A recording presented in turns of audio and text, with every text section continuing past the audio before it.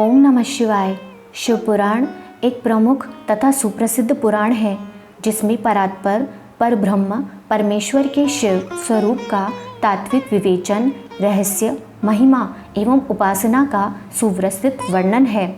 भगवान शिव मात्र पौराणिक देवता ही नहीं अपितु वे पंचदेवों में प्रधान अनादि सिद्ध परमेश्वर हैं एवं निगमागम आदि सभी शास्त्रों में महिमा मंडित महादेव हैं। वेदों ने इस परम तत्व को अव्यक्त, अजन्मा, सबका कारण, विश्व प्रपंच का सृष्टा, पालक एवं संहारक कहकर उनका गुणगान किया है। श्रुतियों ने सदाशिव को स्वयंभू, शांत, प्रपंचातीत, परात्पर परम तत्व, ईश्वरों के भी परम महेश्वर कहकर स्तुति की है। शिव का अर्थ ही है कल्याण स्वरूप और कल्याण प्रदाता। परम ब्रह्म के इस कल्याणकारी स्वरूप की उपासना उच्च कोटि के सिद्धों, आत्मकल्याण कामी साधकों एवं सर्वसाधारण आस्तिक जनों सभी के लिए परम मंगलमय, परम कल्याणकारी, सर्व सिद्धिदायक और सर्वश्रेयस्कर है। शास्त्रों में उल्लेख मिलता है कि देव, दनुज, ऋषि, महर्षि, योगेंद्र, मुनीन्द्र, सिद्ध, गंधर्व ही नहीं अपितु ब्रह्मा विष्णु तक इन महादेव की उपासना करते हैं। भगवान श्री राम तथा श्री कृष्ण के तो ये परम आराध्य ही है। प्रथम अध्याय। शौनक जी के साधन विषयक प्रश्न करने पर सूत जी का उन्हें शिव पुराण की उत्कृष्ट महिमा सुनाना। श्री शौनक जी ने पूछा, महाज्ञानी सूत जी, आप संपूर्ण सिद्धांतों के ज्ञाता हैं प्रभु। मुझसे पुराणों की कथाओं के सार तत्व का विशेष रूप से वर्णन कीजिए।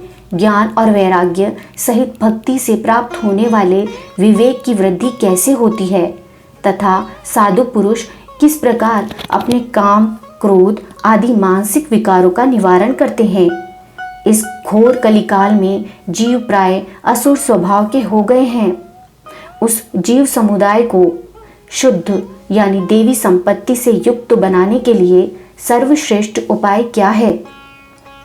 आप इस समय मुझे ऐसा कोई शाश्वत साधन बताइए जो कल्याणकारी वस्तुओं में भी सबसे उत्कृष्ट एवं परम मंगलकारी हो तथा पवित्र करने वाले उपायों में भी सर्वोत्तम पवित्र कारक उपाय होता।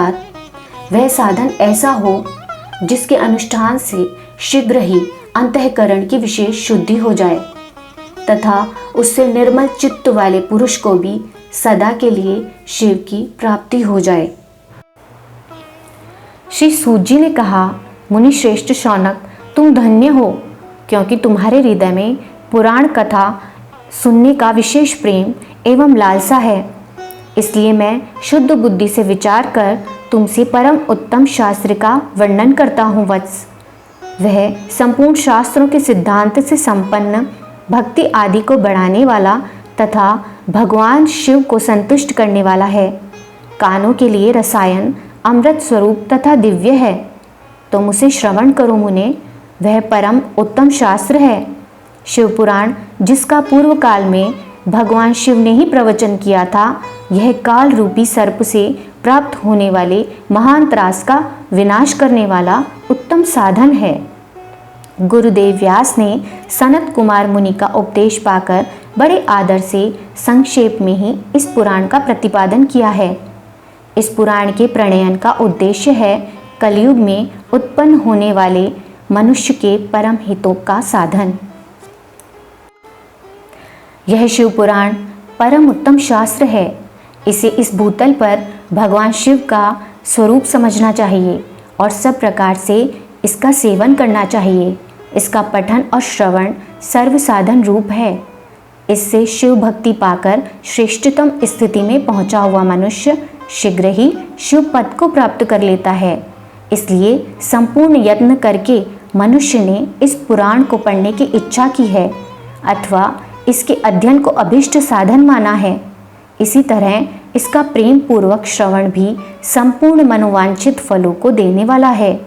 भगवान शिव के इस पुराण को सुनने से मनुष्य सब पापों से मुक्त हो जाता है तथा इस जीवन में बड़े बड़े उत्कृष्ट भोगों को उपभोग करके अंत में शिवलोक को प्राप्त कर लेता है। यह शिव पुराण नामक ग्रंथ 24,000 श्लोकों से युक्त है। इसकी 7 संहिताएं हैं। मनुष्य को चाहिए कि वह भक्ति, ज्ञान और वैराग्य से संपन्न हो, बड़े आदर से इसका श्रवण करें। 7 संहिताओं से युक्त यह दिव्य शिव पुराण परब्रह्म परमात्मा के समान विराजमान है और सबसे उत्कृष्ट गति प्रदान करने वाला है। जो निरंतर अनुसंधान पूर्वक इस शिव पुराण को बाँचता है अथवा नित्य प्रेम पूर्वक इसका पाठ मात्र करता है, वह पुण्यात्मा है, इसमें संशय नहीं है। जो उत्तम बुद्धि वाला पुरुष अंतकाल में भक्तिपूर्वक इस पुराण को सुनता है, उस पर अत्यंत प्रसन्न हुए भगवान महेश्वर उसे अपना पद प्रदान करते हैं। जो प्रतिदिन आदरपूर्वक इस शिव पुराण का पूजन करता है, वह इस संसार में संपूर्ण भोगों को भोग कर अंत में भगवान शिव के पद को प्राप्त कर लेता है। जो प्रतिदिन आलस्य रहित हो रेशमी वस्त्र आदि के वेष्टन से इस शिव पुराण का सत्कार करता है, वह सदा सुखी होता है। यह शिव पुराण निर्मल तथा भगवान शिव का सर्वस्व है। जो इहलोक और परलोक में भी सुख चाहता हो, उसे आदर के साथ प्रयत्नपूर्वक इसका सेवन करना चाहिए।